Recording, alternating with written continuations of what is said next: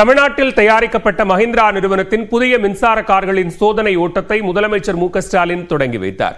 மஹிந்திரா நிறுவனம் BE6E மற்றும் XEV9E என்ற இரு மின்சார XUV கார்களை கடந்த நவம்பர் மாதம் அறிமுகம் செய்தது.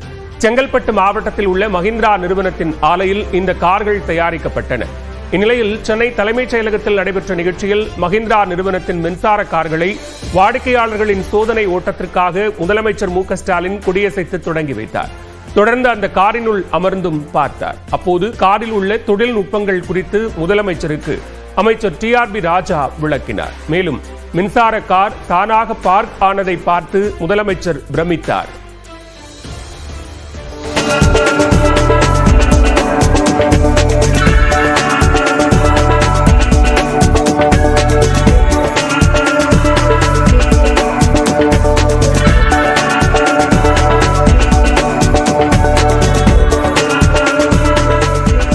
அதன் பின்னர் நியூஸ் 18 தொலைக்காட்சிக்கு பேட்டியளித்த மஹிந்திரா நிறுவனத்தின் தொழில்நுட்பம் மற்றும் தயாரிப்பு மேம்பாட்டு பிரிவின் தலைவர் வேலுசாமி, மின்சார கார்களுக்கான முன்பதிவு நாளை தொடங்க இருப்பதாக தெரிவித்தார்.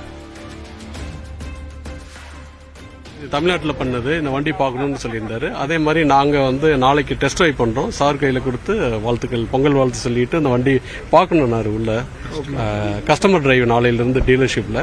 ஸோ அதே மாதிரி அவர் ஃபர்ஸ்ட் ஹேண்ட் பார்த்துட்டு வாழ்த்துக்கள் சொல்லுவோம். எப்போ விற்பனைக்கு பிப்ரவரியிலேருந்து வரும். புக்கிங் 14 ஜனவரியிலேருந்து ஆரம்பிக்குது. பிப்ரவரியிலேருந்து கஸ்டமருக்கு